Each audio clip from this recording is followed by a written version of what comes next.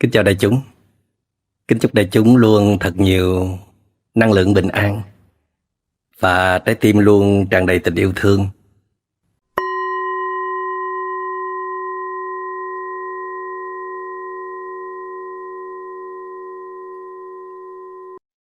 Trong bài pháp thoại trước chúng ta đã chia sẻ rất nhiều về cái ý là cái gì cũng là mầu nhiệm. Everything is a miracle. Và bây giờ chúng ta sẽ chia sẻ về nothing is a miracle. Những cái gì là quan trọng. Chúng ta dịch cái chữ miracle là quan trọng trước. Một lát nữa chúng ta sẽ dịch là mầu nhiệm sau.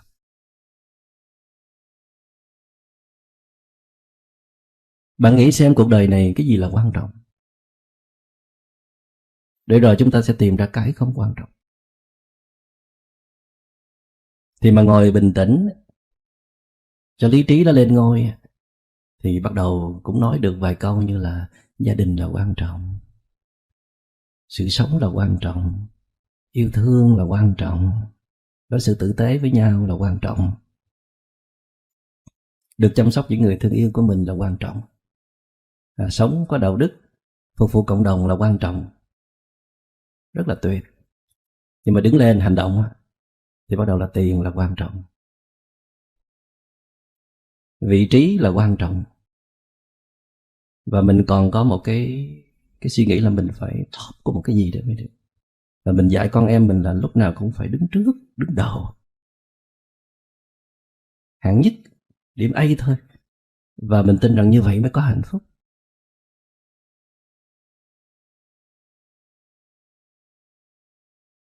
Đại đế Alexander là cái người gần như thống lĩnh toàn cầu.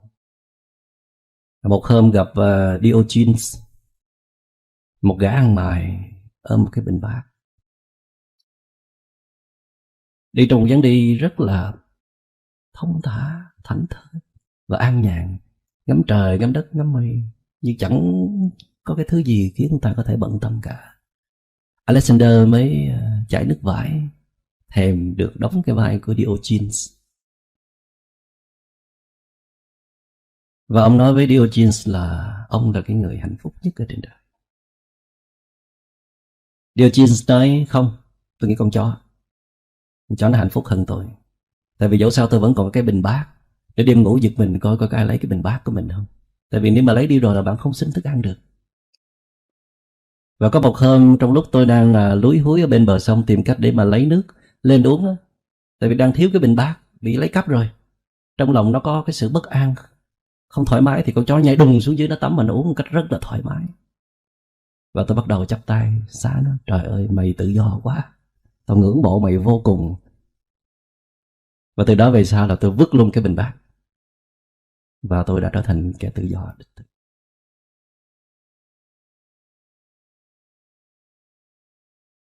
Thì Alexander mới nói là thôi thì chắc là kiếp sau. Kiếp sau tôi nguyện là tôi sẽ trở thành Diogenes, một cái ăn mày.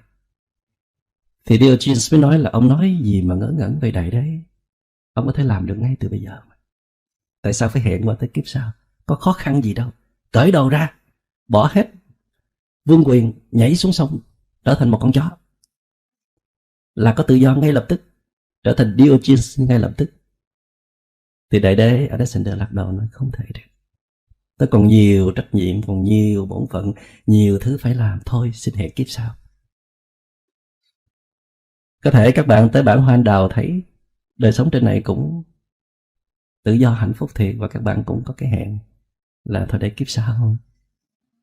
Hoặc là 50 năm nữa, khi mà chống gậy rồi không có làm ăn gì được nữa hết, thì sẽ khăn gói lên bản Hoa Anh Đào ạ. Và chúng ta cho rằng quyền lực, tiền bạc, địa vị, sự kính trọng nể phục là quan trọng, là cần phải nắm bắt giữ gìn. Nếu không quan trọng thì tại sao mình mất quá nhiều thời gian, quá nhiều năng lực, và thậm chí là mình đánh đổi cả những giá trị đạo đức của mình để mà mình nắm giữ đó. Một ngày 24 giờ đồng hồ, ngoài những giờ ngủ ra thì mình có bao nhiêu thời gian để đầu tư cho những cái mà trong lý trí của mình nó biết rằng là quan trọng, như là bản thân mình, chăm sóc thân thể mình, chăm sóc tâm hồn của mình, như là chăm sóc các mối liên hệ tình cảm, như là làm một việc công ích cho xã hội, như là giúp đỡ yêu thương một người nào đó. Gần như là không có, hoặc là rất ít, hạn chế vô cùng. Và toàn thời gian của chúng ta là dồn hết cho công việc, làm như là sống là để làm việc vậy. Lúc nào cũng làm việc, và lúc nào trong đầu cũng đầy công việc hết.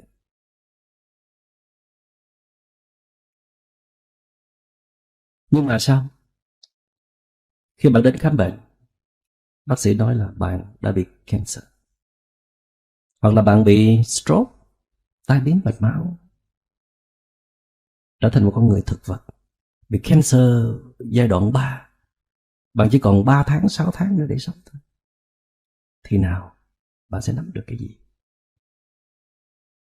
Hay là lúc đó bạn mới trào nước mắt, vừa đau khổ vì mình phải chấm dứt cuộc đời mình quá sớm, mà cũng vừa đau khổ vì đã không còn thời gian đủ để mà bù đắp cho những cái sự thiếu sót trách nhiệm của mình trong các mối liên hệ tình cảm, nhất là những người đang sống bên cạnh mình. Mình chưa có cơ hội để mà lắng nghe, chia sẻ, nâng đỡ hết mực. Mình chưa có kịp tha thứ, bao dung, độ lượng. Mình chưa có kịp sám hối những cái vụng về, những lầm lỡ, những năng lượng tiêu cực mà mình đã gây ra, mà mình phải chết rồi. Và chết là một sự thật, và nó có thể xảy ra bất cứ lúc nào, chứ không phải là đợi đúng bạn 80 tuổi. Bạn đúng 80 tuổi hay là hơn 80 tuổi thì cái đó nó mới tới gõ cửa bạn. Nó đến bất cứ lúc nào. Tôi không có ý hù dọa bạn, nhưng mà tôi chỉ cảnh báo bạn là có một sự thật như vậy, đừng quên. Để rồi bạn ý thức rằng đời người rất là ngắn.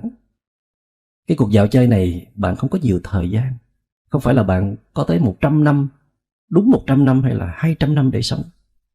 Bạn chỉ có vài chục năm thôi. Cho nên bây giờ mà bạn vẫn còn nhởn nhơ, vẫn còn tàn phá sức khỏe, tàn phá lý tưởng, vẫn còn lao theo những cái thứ mà để rồi một ngày nào đó bạn sẽ chán, chỉ vì bạn muốn chứng tỏ, chỉ vì bạn háo thắng thôi đó, thì là dại dột vô cùng. Cho nên Trịnh Công Sơn trong bài Chiếc lá thu phai có câu là: cuồng phong cánh mỏi, về thu xếp lại, cuồng phong cánh mỏi. Đã lao ra bên ngoài nhiều quá rồi, tìm kiếm nắm bắt rồi cũng chẳng được gì, tưởng như được mà kỳ thực là không được. Và Trịnh Công Sơn cũng là một trong những người đã ý thức được là cái mình đánh mất là ở bên trong, chứ không phải là cái bên ngoài. Mặc dầu là Trịnh Công Sơn cũng không đủ nghị lực, không đủ ý chí để mà trở về với chính mình suốt luôn. Có lúc anh trở về, rồi có lúc anh lại ra đi.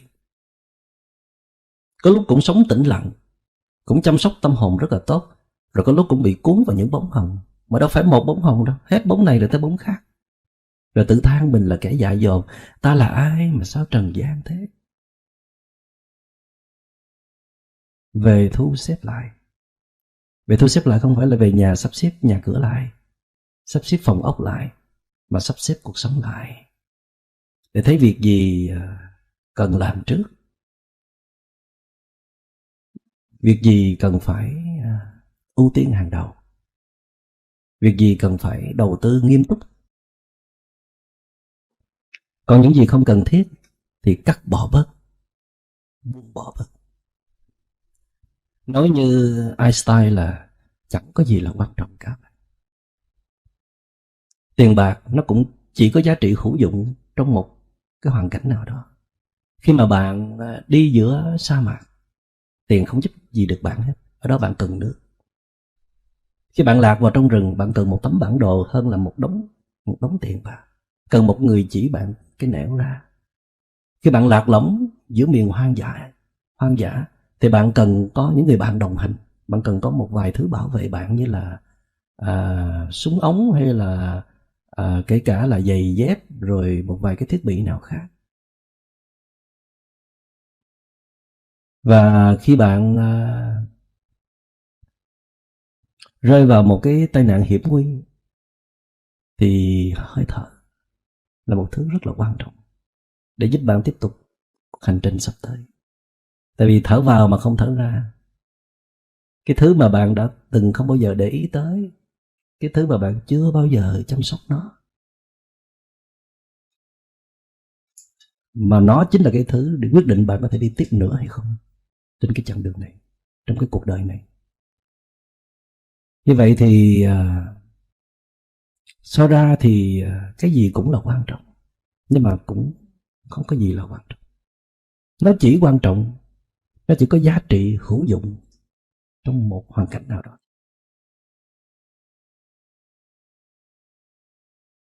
Einstein nói rằng không có gì là quan trọng để giúp bạn balance trở lại, cân bằng trở lại. Đừng có đắm đuối, đừng có lao theo một cái thứ gì đó mà bạn cho nó là quá quan trọng. Tính ra thì nó cũng quan trọng ngang bằng với cây kim, với ly nước, với hơi thở, với chiếc áo bạn đang mặc là cùng.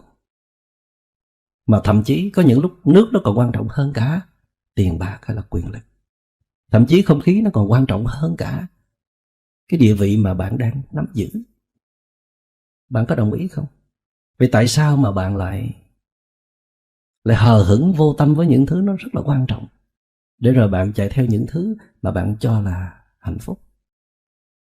Cho nên Einstein nói rằng không có gì là quan trọng, có nghĩa là không có gì để bạn đáng phải bỏ ra quá nhiều thời gian và năng lượng cho nó. Nó chỉ có giá trị hữu dụng nhất thời thôi.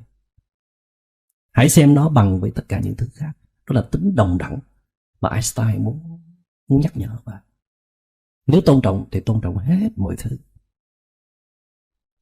Còn nếu không cho là quan trọng thì hãy đối xử với mọi thứ đều như vậy hết, thì bạn sẽ không khổ.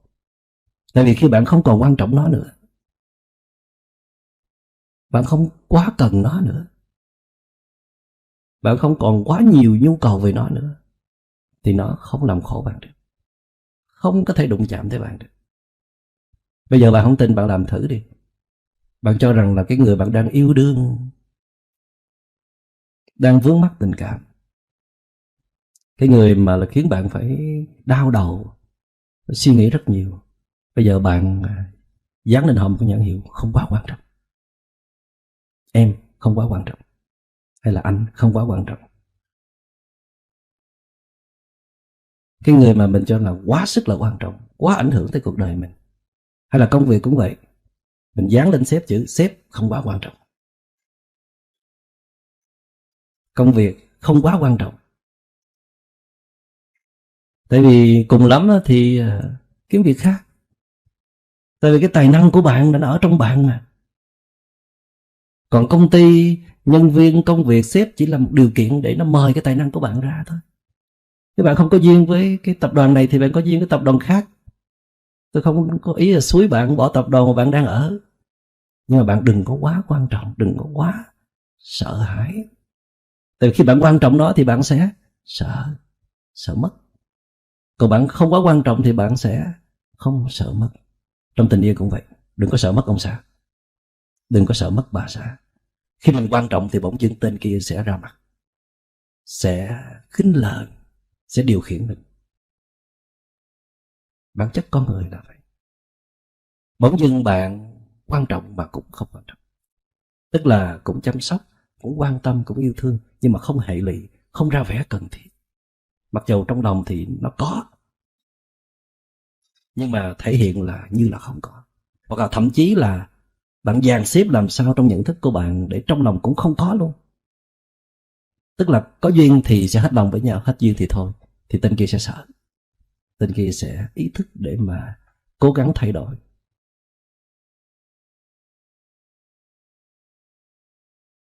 Và bạn có một cái thời gian để mà rút lui như thế này, để mà ngồi nhìn lại và suy gẫm, thì bạn sẽ thấy thật ra là trên đời này không có gì là quan trọng cả. Đến nỗi khi bạn có một chút trí tuệ rồi, bạn sẽ thấy kể cả cái chuyện sống chết cũng không là quan trọng. Ở trong các tu viện Phật giáo có thường hay treo cái câu là sinh tử sự đại. Tức là cái việc sống chết là cái việc rất là quan trọng, bạn phải luôn tâm niệm về nó, phải giải quyết cho xong đi rồi mới yên tâm. Mà giải quyết cho xong là làm sao? Có nghĩa là bạn phải có một đầu tư về tương lai, chứ bạn đừng có ngồi đó mân mê cái thế giới này. Bạn phải đi dọn sẵn một cái thế giới khác cho bạn, tìm một cái cõi để đi về. Cái đó gọi là biết lo cho tương lai. Và làm sao để bạn có thể nắm chắc là chết bạn sẽ đi về đâu, thì coi như là bạn đã giải quyết xong. Nhưng mà trong cái con mắt của nhà thiền, mà nhà thiền tức là theo cái sự thực tập tinh túy của truyền thống Phật giáo, thì sanh tử là chuyện nhỏ. Tôi nói như vậy có nghĩa là cái sanh tử sự đại là cái sự biến thể sau này, nó không có trong cái giáo lý thuần túy của Đức Phật. Là tại vì bạn sống như thế nào, hiện tại như thế nào thì tương lai nó sẽ như thế. Cái cây nó nghiêng về hướng nào thì nó sẽ ngã về hướng đó. Bạn không cần phải lo cho nó. Hiện tại bạn gieo nhân gì thì bạn sẽ gặt cái kết quả đó. Bạn cứ sống sâu sắc tốt cho cái hiện tại đi, đừng có lo gì cho tương lai hết. Kể cả cái mà chúng ta gọi là kiếp sau đó.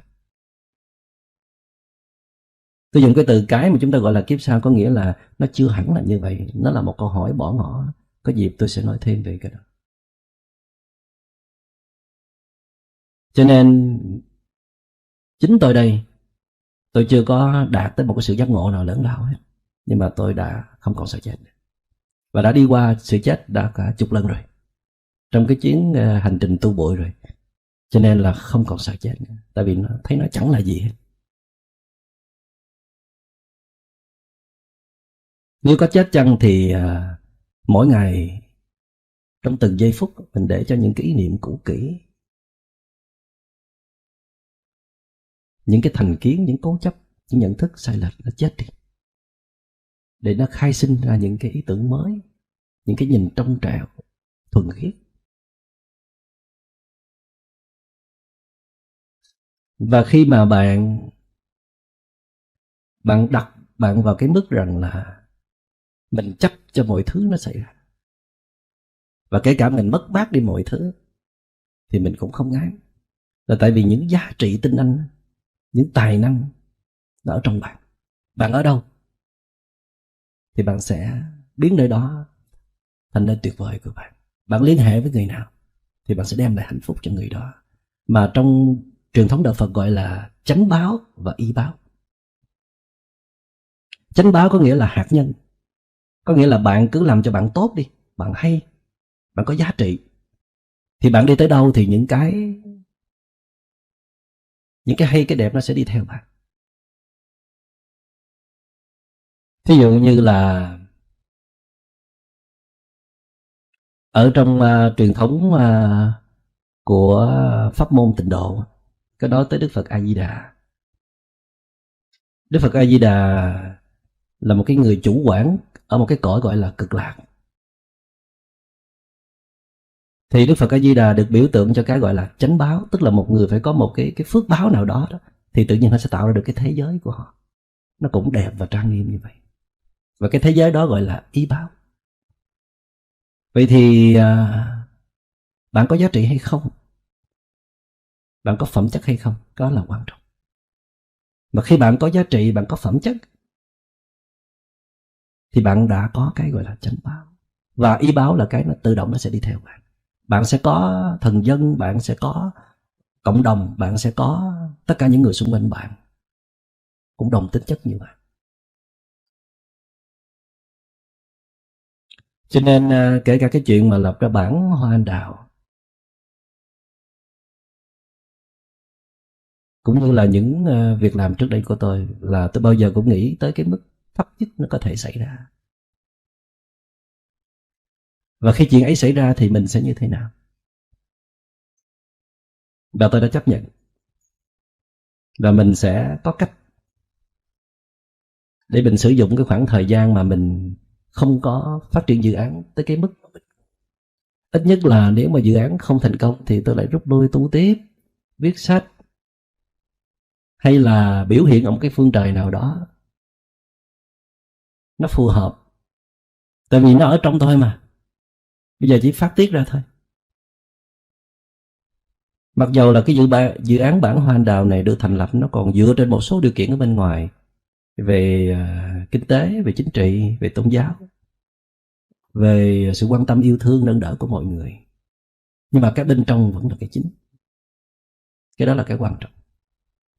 Nếu mà các bạn cứ cố gắng đi xây dựng những cái bên ngoài, chuẩn bị cho những cái bên ngoài, nào là nhà, nào là xe, nào là địa vị quyền lực, mà các bạn lại là cái người không có thể tạo ra được hạnh phúc cho người thương của mình. Các bạn còn có quá nhiều cái năng lượng độc hại ở bên trong, các bạn lúc nào cũng tham sân si hết, thì làm sao có hạnh phúc được. Các bạn tạo dựng cho một cái công ty, một cái tập đoàn cho nó rõ ràng, để rồi nhân sự thì nhiễu loạn, không được lòng người, trên dưới không có hòa thuận, không kính trọng, không cùng đi về, cùng nhìn về một hướng, cùng đi về một hướng, thì làm sao mà phát triển được. Cho nên tạo dựng được danh dự hay là sự kính trọng hay là một ít thành quả bên ngoài thì nó không có quá khó. Mà chiến thắng được chính mình, dọn dẹp những rác rến trong lòng để trở thành một người có phẩm chất đích thực thì cực kỳ khó. Mà bạn nên đi từ trong ra ngoài thay vì đi từ ngoài vào trong. Nói như cụ Nguyễn Du là sao cho trong ấm thì ngoài mới êm. Trong ấm, ngoài êm. Và các bậc tiền nhân của chúng ta cũng vậy, cũng đi theo cách đó. Phải tề gia, rồi mới trị quốc, rồi mới bình thiên hạ. Mà trước khi tề gia là còn tu thân nữa. Thành ra các bạn muốn trở thành giám đốc, tổng giám đốc, CEO thì phải tu trước. Tu 1 năm, 2 năm, 3 năm, làm thầy tu 3 năm trời. Tu thân. Để làm gì? Để trở thành người cứng cáp, vững vàng. Để trở thành một người nhân đức, đôn hậu. Một người có tầm nhìn xa. Một người xử lý tình huống bằng lý trí, bằng hiểu biết, chứ không phải là cảm xúc hay là cảm tính. Thì chừng ấy bạn mới đủ bản lĩnh lãnh đạo được.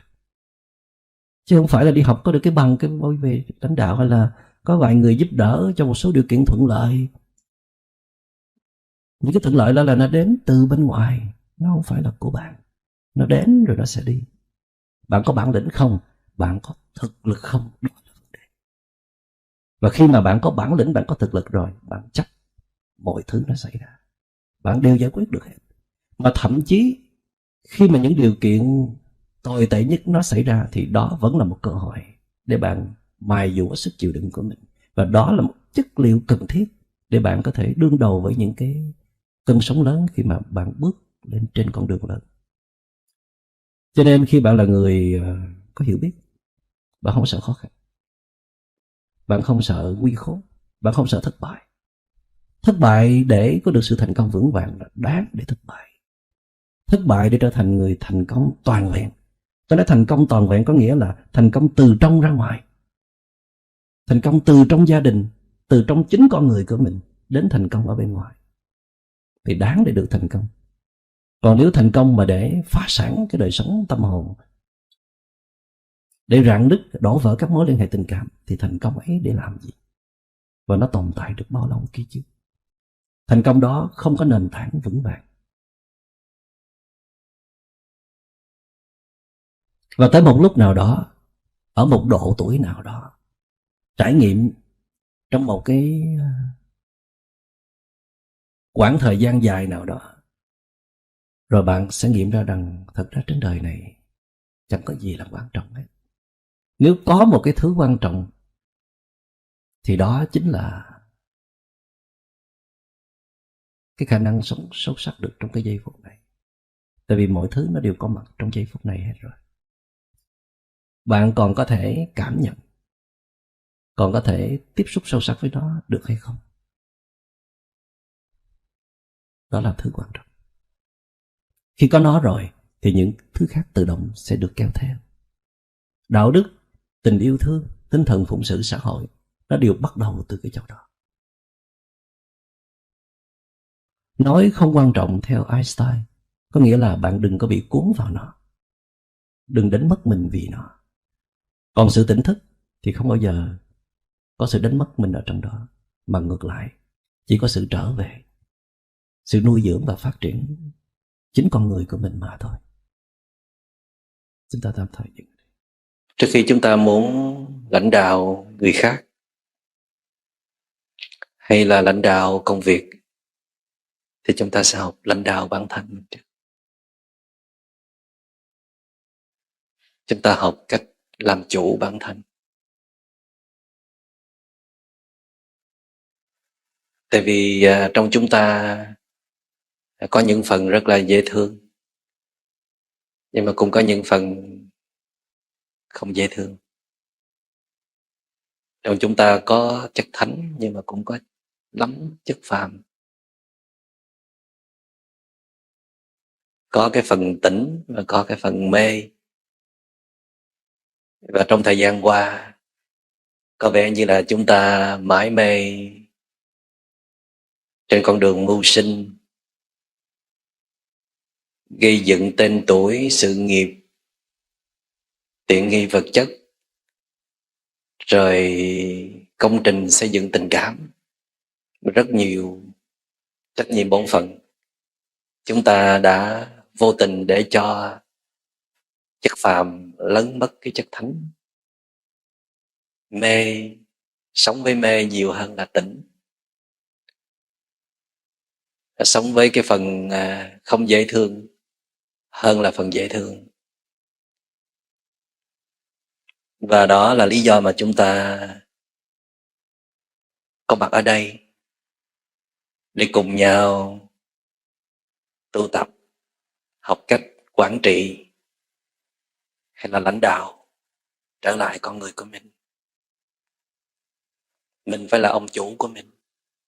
Ông chủ đài truyền hình có rất nhiều kênh. Để rồi mình muốn ở kênh nào thì mình sẽ ở kênh đó. Mình muốn ở một cái kênh bình an, thư giãn, đầy hiểu biết và đầy yêu thương là mình sẽ ở cái kênh đó. Không có ai có thể điều khiển đài truyền hình của mình hết, các kênh truyền hình của mình. Cho dù là người kia có tác động như thế nào, ngoại cảnh có biến đổi như thế nào, thì mình vẫn giữ được cái kênh của mình. Lúc nào cũng điềm tĩnh, thư giãn, an vui và hạnh phúc. Đó là một tài năng mà mỗi con người cần phải có. Không có tài năng này thì cuộc đời của chúng ta sẽ không phải là cuộc đời của chúng ta. Và có thể chúng ta đã trải qua những ngày tháng cuộc đời mình thuộc về người khác, thuộc về ngoại cảnh, thuộc về dòng chảy của xã hội. Thì ít nhất trong 3 ngày này mình lấy lại chủ quyền. Mình được sống với chính mình.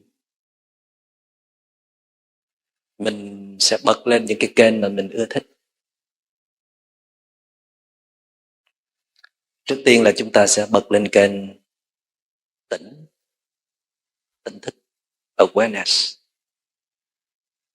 một sự nhận biết. Chúng ta ai cũng có khả năng nhận biết hết. Nhận biết mọi thứ chính xác như những gì nó đang diễn ra. Nhận biết một cách tinh tường, chi tiết, đường nét, nhiều tầng lớp. Và thậm chí có thể nhìn thấy được bản chất của đối tượng mà chúng ta đang tiếp xúc, hay là vấn đề, câu chuyện đang diễn ra. Hãy kiểm tra xem mình còn khả năng nhận biết đó không? Có phải là mình đã trải qua những ngày tháng sống trong tình trạng lờ mờ, nhìn cái gì cũng lờ mờ. Những người sống xung quanh mình cũng không nhìn thấy mặt, cũng không biết họ đang suy nghĩ gì, trong lòng họ có những khó khăn như thế nào. Mà nhìn vào câu chuyện, vấn đề đang diễn ra thì nhìn rất là phiến diện. Nhìn bằng những nỗi sợ, sự căng thẳng. Nhìn bằng phiền não, những thành kiến, định kiến. Cho nên mình không còn thấy được sự thật nữa. Sự thật thì vẫn luôn diễn ra, nhưng mà chúng ta đang bị những cái kênh chúng ta không ưa thích nó chiếm cứ, nó làm chủ, cho nên chúng ta đã không nhìn thấy được sự thật đang diễn ra trên cuộc đời này. Mà không nhìn thấy sự thật thì làm sao chúng ta sống thật, sống đúng được. Mà không sống đúng thì làm sao bình an, hạnh phúc và có thể yêu thương được. Cho nên chúng ta cần có một khoảng dừng trước khi tiếp tục yêu thương hay là làm bất cứ việc gì to tát. Chúng ta cần làm mới con người mình lại. Và chúng ta có mặt ở đây để làm điều đó. Trước tiên là chúng ta sẽ bật cái kênh tỉnh thức lên thông qua các giác quan. Bây giờ chúng ta sẽ tập nhìn lại. Thay vì hàng ngày chúng ta bị cuốn theo các đối tượng, theo công việc, hàng ngày phải dán mắt liên tục trên màn hình, trên chiếc điện thoại, thì bây giờ chúng ta tập nhìn cảnh vật xung quanh. Đây cũng là một cơ hội để chúng ta kết nối sâu với thiên nhiên. Mình có thể ngắm nhìn nắng mới lên, những nụ hoa trong khuôn viên rất là đẹp. Mình có thể biết đó là hoa gì, không biết cũng không sao. Chỉ cần mình biết có một thực tại đang diễn ra, hoa màu trắng là màu hồng, là màu vàng, và đang đung đưa trước gió, và mình đang có mặt với nụ hoa đó. Đây là một sự kiện rất là quan trọng. Chỉ cần thế thôi là nó điều chỉnh rất là nhiều thứ ở trong ta. Chỉ cần thế thôi là ta đang ở trên cái kênh của tỉnh thức. Tôi biết có một thực tại đang diễn ra, đó là ngày mới đang lên và những đóa hoa trong khu vườn đang hé nở. Tôi biết, tôi tỉnh thức, tôi nhận ra, tôi đang nhìn thấy cái tôi đang nhìn. Cái chuyện này nó chưa có gì là phi thường lắm phải không? Đây là một cái khả năng tự nhiên của con người kia mà. Nhưng mà trong thời gian qua chúng ta đã lỡ làm lu mờ khả năng này, đã không sử dụng khả năng nhìn mà thấy của chúng ta. Thì bây giờ chúng ta thiết lập lại nhìn nhưng mà thấy, mà biết. Nhưng chúng ta cố gắng đừng bỏ thêm ý kiến của mình vào, rằng tại sao hoa này không đẹp như hoa kia, hoặc là đừng bỏ thêm thái độ vào rằng tôi thích hoa này nhưng mà tôi không thích hoa kia. Cố gắng nhìn đơn giản, đơn thuần, mere recognition, nhận diện đơn thuần thôi. Nhận diện là nhìn thấy mặt mũi, nhìn thấy chân tướng, nhìn thấy rõ mồn một, chứ không phải như trước đây là nhìn phớt lờ, nhìn cho có, nhìn như những bóng mờ. Bây giờ nhìn mà thấy, mà biết, mà cảm nhận được. Có sự kết nối giữa mình với đối tượng mình đang nhìn. Kế tiếp đó là nghe. Cái giác quan này mình cũng sử dụng thường xuyên nè. Nhưng mà trước nay thì chắc là mình nghe tin tức nhiều. Tin tức bầu cử, tin tức dịch bệnh, nghe nhạc, nghe sếp càm ràm, nghe nhiều câu chuyện vớ vẩn làm khuấy động tâm thức.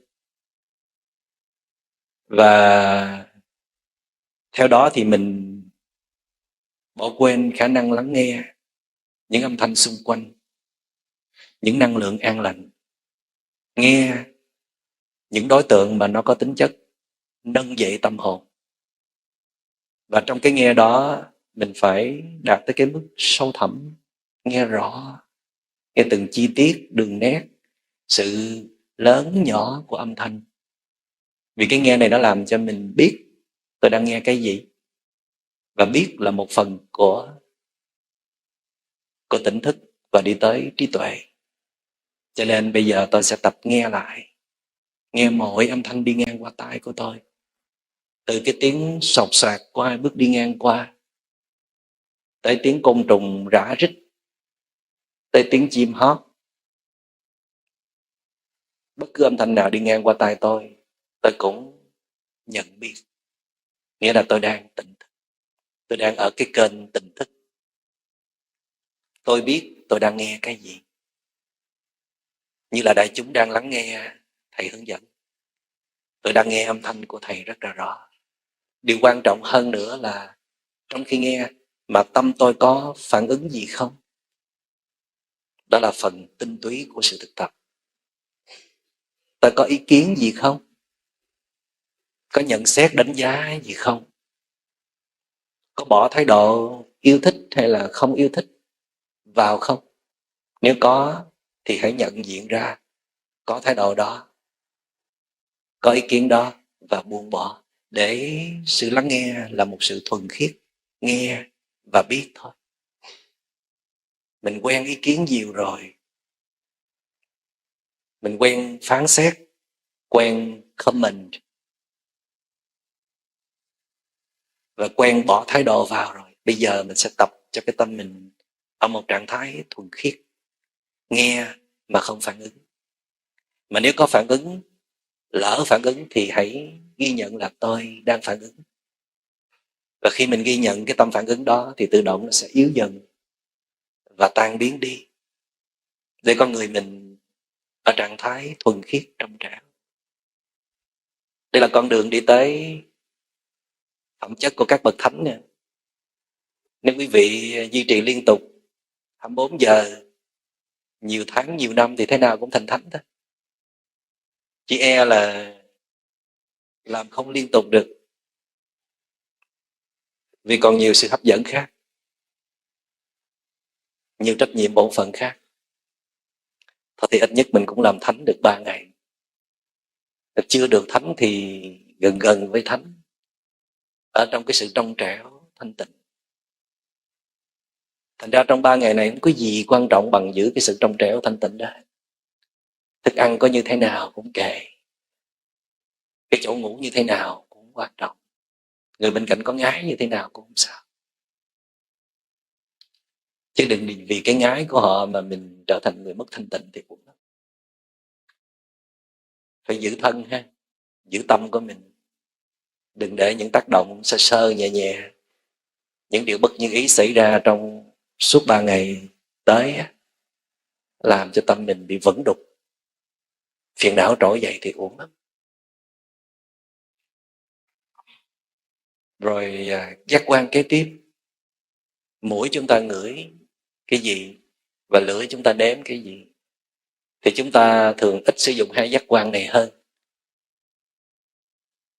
Mũi thì chúng ta ngửi những cái mùi hương đi ngang qua. Khi mình đi trong khu vườn có hoa nở, mình có thể đứng lại một chút để cảm nhận mùi hoa. Thí dụ như là hoa nguyệt quế, hoa ngọc lan rất là thơm. Mình đứng đó mình thở thật sâu, thả lỏng và cảm nhận có mùi hương đi ngang qua. Mà lâu lâu cũng có mùi không dễ chịu đi tới. Hít một hơi thật là sâu và biết rằng đây là một cái mùi không dễ chịu.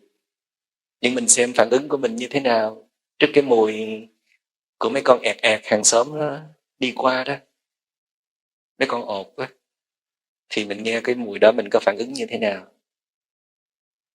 Cái vấn đề không phải là làm cho mình không phản ứng, cái vấn đề là mình biết, mình nhận ra, gọi là recognize.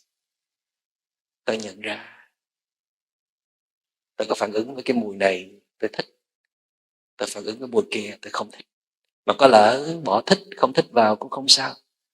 Phải nhận biết và duy trì sự nhận biết đó liên tục, thì cái thái độ đó sẽ yếu dần và nó nhường lại cho một cái tâm mà không có thái độ.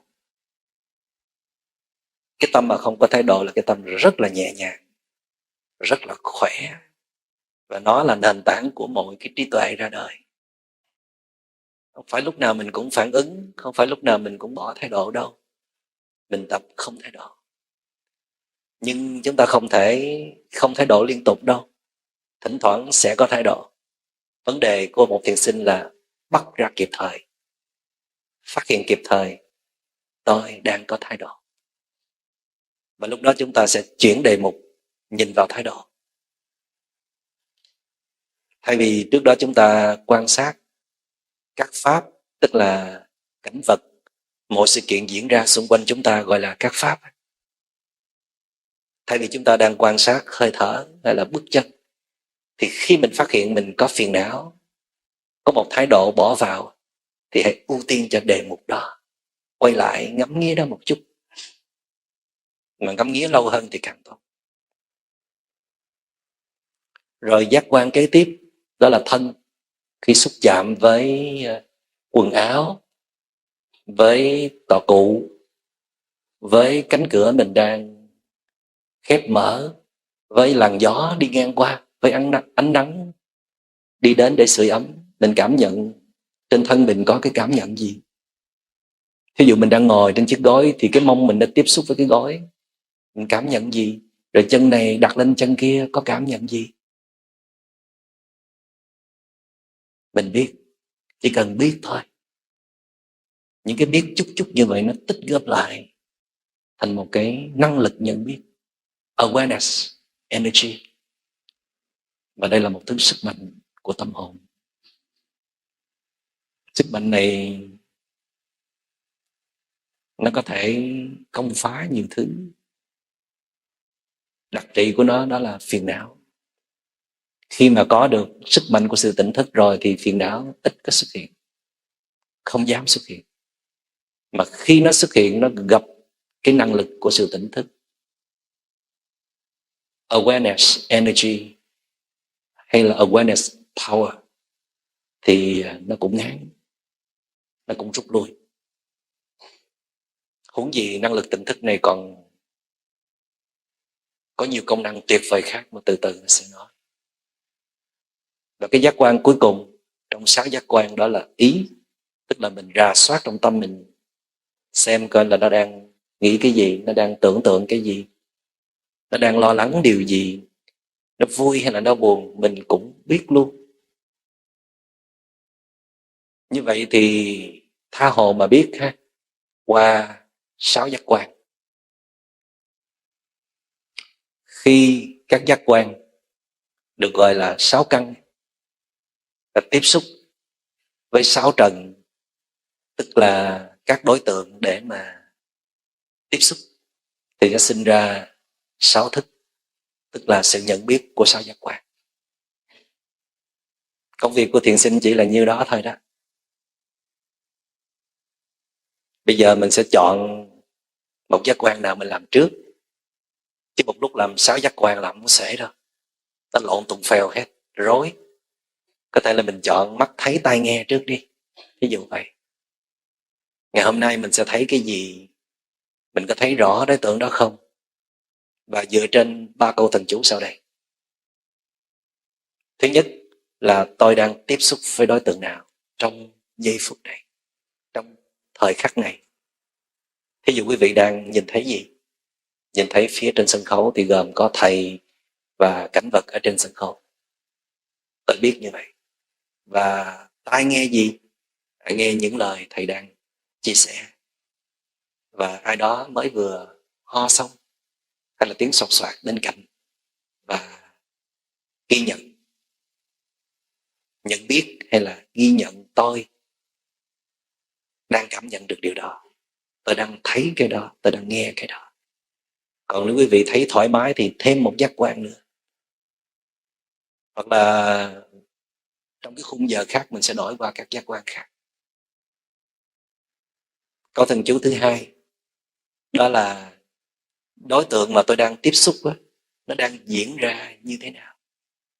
Nó làm cho cái biết của mình sâu hơn một lớp nữa. Hồi trước giờ là mình biết phớt qua thôi, bây giờ mình biết kỹ trở lại. Nhưng mà khi biết kỹ thì nó cũng hay phát sinh vấn đề. Biết kỹ thì mình hay phản ứng, hay có ý kiến, hay bỏ thái độ vào. Cho nên là mình phải sử dụng cái câu thần chú thứ ba. Đó là khi tôi tiếp xúc với đối tượng đó thì tôi phản ứng như thế nào, hoặc là thái độ của tôi như thế nào khi tôi tiếp xúc với đối tượng đó. Và đây chính là cái phần cốt lõi của thiền tập. Cốt lõi của thiền tập là biết những cái gì đang xảy ra ở trong tâm. Vì tu thiền là tu tập, cho nên cần liên hệ về tâm, cần thấy những gì đang xảy ra trong tâm. Tu thiền không phải là đi thật là chậm, tu thiền không phải là thở vào thở ra, tu thiền không phải là im lặng không nói gì hết. Tất cả những phần thực tập đó là phần thực tập hỗ trợ, phần phụ, để nó đi tới cái phần quan trọng, chính yếu, đó là thấy được tâm mình. Mà tâm thì kỳ bí và mênh mông vô cùng, không dễ gì tiếp cận được. Cho nên Đức Phật mới dạy chúng ta là đi từ dễ cho tới khó, đi từ thấp cho tới cao. Phải học cách quán thân, tức là quan sát thân trước. Awareness of the body. Thì mình cũng sẽ làm như thế trong khóa này. Khi mình đứng lên thì mình phải biết mình đang đứng lên. Khi mình ngồi xuống mình phải biết mình đang ngồi xuống. Khi mình ngồi yên như vậy thì mình phải biết về cái cơ thể của mình đang căng thẳng hay là thư giãn, để giúp cho tâm mình nó đang lưu lạc ở đâu đó, nó được trở về với thân, cho thân tâm hợp nhất trở lại. Làm sao mà thân ở đây và tâm cũng ở đây rồi mới tính tới những chuyện khác. Đó là thách thức dành cho quý vị. Và muốn thân ở đây, tâm ở đây thì chúng ta phải thực tập vào các giác quan, phát triển sự nhận biết. Hãy có biết là tâm đã trở về, mà không biết, hay là biết một cách qua loa, cẩu thả, mờ nhạt là tâm nó đã phóng đi, hoặc là nó chỉ lãng vãng đâu đó thôi, chứ nó không an trú và thể hiện sức mạnh của nó thật sự. Trong quán thân đó chúng ta sẽ học về quán hơi thở. Về quán hơi thở chúng ta sẽ học trong ngày mai. Rồi sau đó chúng ta sẽ học về quán thọ, tức là quan sát những cái cảm thọ ở trên thân và ở trong tâm. Thí dụ như là thiền sinh hãy thường xuyên kiểm tra xem mình đang có một cảm thọ như thế nào. Cảm thọ tức là đang dễ chịu hay là đang khó chịu, hoặc là đang trung tính, không dễ chịu cũng không khó chịu. Mình phải biết. Ở trước giờ là mình biết tin tức ở trên mạng, mình biết những câu chuyện xảy ra ở trời Tây, ở khắp nơi trên thế giới, ở khắp đất nước Việt Nam, hang cùng ngõ hẻm nào mình cũng biết. Đọc tin tức 2-3 giờ là biết hết, còn bên trong thì không biết. Những gì xảy ra bên trong chúng ta gần như mù tịt, hơi biết thôi. Biết người khác thì rất rõ. Anh biết em tất tần tật, tuốt tùng tục, nhìn là biết ngay. Nhưng mà anh không biết cái gì đang xảy ra trong tâm hồn của anh. Và em cũng thế. Vì chúng ta có nhìn vào bên trong đâu mà biết. Mà muốn nhìn thì nhìn bằng cách nào? Đâu thể nào dùng 2 con mắt thịt để mình nhìn vào bên trong được. Thì ở đây chúng ta được hướng dẫn một cái công cụ để nhìn. Tức là chúng ta dùng tâm để nhìn, dùng sự tỉnh thức để nhận biết cái gì đang xảy ra ở bên trong. Và lĩnh vực quán niệm thứ 3, đó là quan sát tâm, awareness of the mind. Nhận biết cái gì đang xảy ra ở trong tâm. Thì trong tâm thường chia thành 2 nhóm. Một là những suy nghĩ gọi là vọng tưởng. 2 đó là những cơn cảm xúc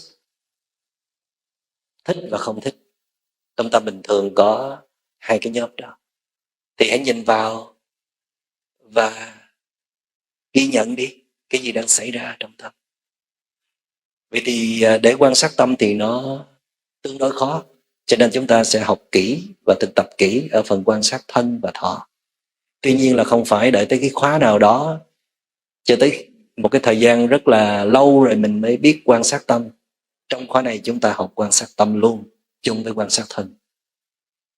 Cho nên có câu thần chú thứ ba, đó là khi chúng ta tiếp xúc với đối tượng đó thì thái độ hay là phản ứng của chúng ta như thế nào. Thái độ phản ứng là một phần của tâm. Mình nói tâm thì nó mênh mông quá, thì hãy nhìn vào thái độ và phản ứng của chúng ta. Thiền sinh cũng có thể có chút sân si ha, nhưng mà thiền sinh phải hơn người bình thường là phát hiện ngay lập tức cái sân si ở trong lòng của mình, dù là chưa có bung ra lời nói hay là hành động. Nhưng mà thiền sinh phải biết tôi đang hơi khó chịu với cái chị ở trong phòng. Tôi biết tôi đang khó chịu với cái anh đang ngồi trước mặt tôi. Cái đó không có gì là nguy hiểm ghê gớm cả, cũng chẳng có gì gọi là lỗi lầm cả hay là xấu xa cả. Điều quan trọng là bạn có biết không? Và biết rồi thì sao? Bạn có giải quyết cái mà đang diễn ra trong bạn không? Mà muốn giải quyết thì làm sao? Hãy tiếp tục duy trì quan sát cái tâm phản ứng đó. Xin nhắc lại 3 câu thần chú để chúng phải nhớ nha. Câu thứ nhất, tôi đang tiếp xúc với đối tượng nào đây? Qua các giác quan. Mắt tôi đang nhìn đối tượng nào? Tai tôi đang nghe đối tượng nào? Mũi tôi đang ngửi đối tượng nào? Lưỡi tôi đang nếm đối tượng nào? Đối tượng nào là trà hay là bánh hay là thức ăn ấy?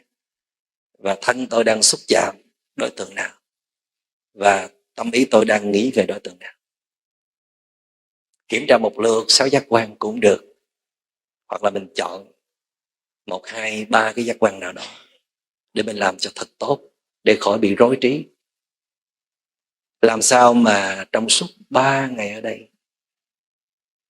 mình phải đảm bảo xây dựng được sự tỉnh thức liên tục hết mức có thể. Và đó là lý do tại sao chúng ta buộc phải im lặng. Tại vì khi mình nói chuyện á, mà mình chưa có trải qua một cái sự thực tập đầy phẩm chất á, chắc chắn nội dung câu chuyện nó sẽ lôi mình đi về quá khứ, lôi mình đi về tương lai, khuấy nhiễu phiền não của mình. Chứ ít ai nói ra là pháp vi diệu cả, phải không? Nói ra là trần tục, là đầy năng lượng tiêu cực, hoặc là làm cho mình không có yên tĩnh được.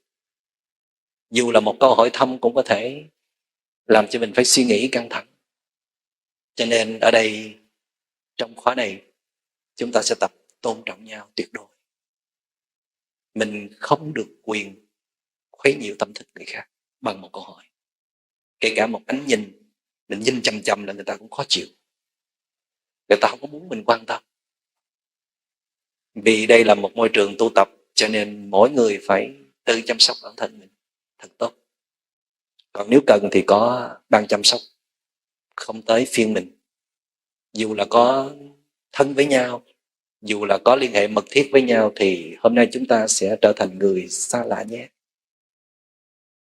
Không cần nhìn nhau, không cần dõi mắt con người đó lấy thức ăn chưa, hay là đưa mắt với câu hỏi thật là to trong đôi mắt tròn vo đó là em có ngủ được không?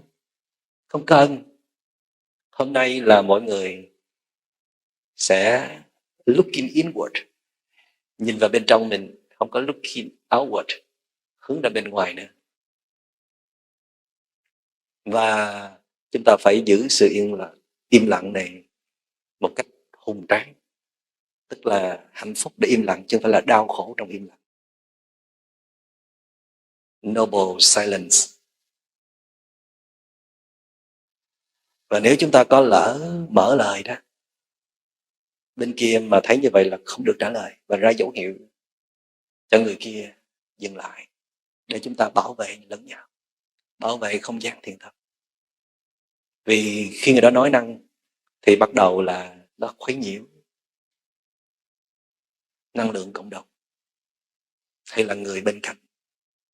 Mà nếu ai có chủ trương là không muốn thực tập im lặng, tôi muốn nói thôi, và nói thành một câu chuyện, thì có thể sẽ được mời ra khỏi khóa tu để bảo vệ cho năng lượng tập thể, cho những người đang quyết tâm tu tập.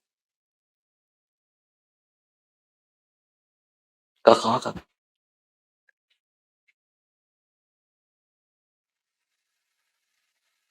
Cái vị đang ngồi thư giãn hay là đang căng thẳng? Hãy kiểm tra một lượt qua xem nào. Xin chào quý thính giả đang lắng nghe podcast Hành trình sống tỉnh thức. Chúng ta vừa lắng nghe bài thuyết pháp của thầy Minh Niệm, một chủ đề tưởng như đơn giản nhưng lại mang sức mạnh chuyển hóa rất sâu sắc, nói ít, nghĩ ít, xã giao ít. Một thông điệp thiết yếu từ thầy Minh Niệm dành cho những ai đang tìm kiếm sự an nhiên, thảnh thơi và chiều sâu nội tâm giữa dòng đời ồn ào này. Sau đây chúng ta cùng phân tích chủ đề này nhé. 1. Ý nghĩa cốt lõi của nói ít, nghĩ ít, xã giao ít. Thầy Minh Niệm không khuyến khích ta trở nên thụ động hay lặng lẽ vì sợ hãi, mà thầy đang mời gọi ta trở về với chính mình. Nói ít là để nghe nhiều hơn nghe người, nghe cuộc sống và nghe sâu vào nội tâm mình. Nghĩ ít không phải ngừng suy nghĩ, mà là không để tâm trí bị trôi dạt vô ích trong mớ suy diễn, lo toan. Xã giao ít không phải là xa lánh thế gian, mà là chọn lọc năng lượng ta tiếp nhận để giữ lại sự tỉnh thức và chân thật trong các mối quan hệ. 2. Vì sao nói nhiều, nghĩ nhiều, xã giao nhiều làm ta cạn kiệt? Trong xã hội hiện đại, chúng ta thường nghĩ càng giao tiếp nhiều, càng thành công. Nhưng liệu có khi nào bạn cảm thấy nói cả ngày mà lòng trống rỗng? Nghĩ hàng trăm điều mà chẳng rõ điều gì là thật. Giao tiếp đầy ắp nhưng không có sự kết nối thực sự. Thầy Minh Niệm ví điều này như việc dùng tâm như một cái máy, không bao giờ được tắt. Và khi ấy, ta đánh mất chính mình. 3. Sự tỉnh thức bắt đầu từ sự im lặng. Nói ít, nghĩ ít, xã giao ít chính là tạo không gian rỗng để tâm trí có thể nghỉ ngơi, hồi phục. Im lặng không phải là né tránh mà là chọn lọc. Không suy nghĩ không phải là trống rỗng mà là rõ ràng. Không giao du nhiều không có nghĩa cô đơn mà là vững chãi. Sự tỉnh thức bắt đầu không phải từ việc làm gì, mà từ việc buông bớt để thấy rõ điều gì thực sự cần thiết. 4. Lợi ích sâu sắc của lối sống này. Một khi ta bắt đầu ít lại, ta mới bắt đầu đủ. Đủ tĩnh lặng để cảm nhận một tiếng chim buổi sớm. Đủ khoảng trống để nghe được tiếng lòng mình. Đủ tỉnh táo để không bị cuốn vào những cơn lốc xã hội. Thầy Minh Niệm nói rằng, khi ta đủ trầm lắng, ta bắt đầu nghe được tiếng gọi sâu thẳm của đời sống. 5. Gợi ý thực hành. Mỗi ngày, dành ra 5 phút chỉ để ngồi yên, không nói, không nghĩ, chỉ thở và quan sát. Tập quan sát mình khi nói, liệu lời mình sắp nói có cần thiết, chân thật và tử tế không? Khi gặp bạn bè, thay vì nói chuyện bề nổi, hãy thử chia sẻ sự tĩnh lặng. Ngồi uống trà trong im lặng cũng có thể là một kết nối sâu sắc. Phần 2 giờ 5 phút câu chuyện minh họa. Bây giờ, xin mời các bạn cùng bước vào 5 câu chuyện nhỏ để hiểu sâu hơn thông điệp nói ít, nghĩ ít, xã giao ít không phải là sự né tránh, mà là một nghệ thuật sống tỉnh thức. Mỗi câu chuyện là một cánh cửa, mở ra không gian sâu lắng, nơi bạn có thể trở về chính mình. Câu chuyện, chiếc chuông gió và cơn bão trong lòng. Trong khu vườn của một ngôi thiền viện cổ, có một chiếc chuông gió đã treo ở đó nhiều năm. Nó lặng lẽ sống với gió, với nắng, với mưa. Mỗi khi gió nhẹ thổi qua, âm thanh của chuông ngân lên thanh thoát, như tiếng của sự tỉnh thức. Một ngày nọ, một thiền sinh trẻ đến bên thiền sư, giọng bối rối. Con ngồi thiền suốt 3 tháng nay mà tâm cứ lăng xăng, ý nghĩ kéo về như bão. Làm sao để con có thể yên? Thiền sư không trả lời ngay. Ngài chỉ vào chiếc chuông gió, lúc đó đang lặng thinh dưới ánh mặt trời. Ngài hỏi, tại sao chuông không reo? Thiền sinh ngạc nhiên trả lời, dạ, chắc tại vì không có gió. Thiền sư mỉm cười, tâm con cũng như vậy. Nếu con không để gió là những lời nói dư thừa, những suy nghĩ vẩn vơ thổi qua, thì nó sẽ tự lặng. Không cần làm gì, chỉ cần không bị cuốn đi. Ý nghĩa câu chuyện: sự tĩnh lặng không đến từ nỗ lực cưỡng ép, mà từ việc ngừng tiếp nhiên liệu cho tâm. Gợi ý thực hành: hãy quan sát tâm mình như đang quan sát một chiếc chuông gió. Khi muốn nói điều gì, hãy tự hỏi, gió này có cần thiết không? Nếu không, hãy để tâm bạn được nghỉ. Câu chuyện: người gánh nước và con đường về chính mình. Ngày ngày, ông lão gánh nước từ suối về nhà. Đó là một công việc lặp đi lặp lại suốt 10 năm. Từ sáng sớm, ông đi xuống núi, múc nước vào đôi thùng tre, gánh lên con dốc dài, về lại căn nhà gỗ đơn sơ. Nhưng có một ngày đặc biệt, hôm ấy ông quyết định sẽ không nghĩ gì cả, không nói gì với ai, chỉ đơn giản là đi và gánh nước trong im lặng. Và lần đầu tiên trong đời, ông thật sự nghe thấy con đường. Tiếng nước rơi tí tách trong thùng, tiếng lá xào xạc khi gió đi qua rừng, tiếng bước chân mình dẫm lên đá. Và đặc biệt nhất là tiếng thở của chính mình, đều đều như một khúc thiền ca. Khi về đến nhà, ông ngồi xuống, đôi vai còn ướt mồ hôi, và ông rơi nước mắt. Suốt 10 năm qua, tôi làm việc mà chẳng bao giờ thật sự sống. Tôi nói quá nhiều với người, tôi nghĩ quá nhiều trong đầu. Còn hôm nay tôi mới thật sự ở đây. Ý nghĩa: im lặng không lấy đi gì cả, nó trả lại cho ta khả năng sống sâu và thật. Gợi ý thực hành: hãy chọn một việc lặp lại mỗi ngày như đi bộ, rửa chén, tưới cây và làm nó trong im lặng hoàn toàn. Như thể đó là lần đầu bạn được sống thật sự. Câu chuyện: người mù và ánh sáng không hình dạng. Một ông lão mù sống ở một làng nhỏ dưới chân núi. Từ nhỏ ông chưa từng thấy ánh sáng. Nhưng ông tin rằng nếu ông đến được đỉnh núi, nơi các thiền sư nói là gần trời nhất, ông sẽ tìm được ánh sáng. Ông dành cả đời để học đường đi, hỏi người chỉ lối. Ông đi mãi, vấp ngã, đứng dậy, dòng dã gần 20 năm. Và rồi một ngày, ông kiệt sức giữa rừng sâu, chẳng thể bước tiếp. Ông dựa vào gốc cây lớn, thở dốc. Trong cái mệt lả đó, ông không nghĩ gì, không nói gì, chỉ ngồi yên. Và trong khoảnh khắc ấy, ông bỗng cảm nhận một điều lạ thường, làn da ông ấm lên. Ông ngước mặt về phía gió, và cảm thấy một nguồn sáng dịu nhẹ đang tràn xuống người ông như suối. Lần đầu tiên trong đời, ông cảm nhận ánh sáng không cần hình dạng, nó không đến từ mắt, mà từ sự im lặng và tĩnh lặng bên trong. Ông mỉm cười, thì thầm: tôi đã đi cả đời để tìm ánh sáng bên ngoài, nhưng hóa ra nó luôn ở đây, chỉ cần tôi ngừng đi. Ý nghĩa câu chuyện: điều ta kiếm tìm suốt đời đôi khi chỉ lộ ra khi ta dừng lại. Trong im lặng, mọi ánh sáng đều trở nên rõ ràng. Gợi ý thực hành: ngồi yên 10 phút mỗi ngày, không cầu mong gì cả, chỉ thở và để cho ánh sáng từ sự hiện diện lan tỏa trong bạn. Câu chuyện: người thợ gốm và tiếng nói của đất. Ở một làng nhỏ, có người thợ gốm nổi tiếng làm ra những chiếc bình đẹp đến mức ai cũng muốn có một cái. Ông không dạy ai, không nói gì, chỉ lặng lẽ làm gốm từ sáng đến tối. Một chàng trai trẻ đến học nghề, nhưng nôn nóng và nói không ngừng.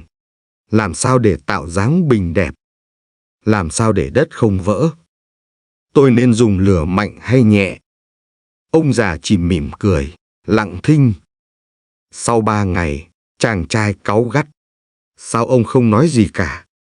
Người thợ gốm bấy giờ mới chỉ tay vào một chiếc bình đang nặn và nói: tôi không nói, vì đất đang cần được lắng nghe. Khi tâm tôi lắng, đất cũng sẽ mềm. Khi tôi nghĩ ít, tay tôi mới biết cần làm gì.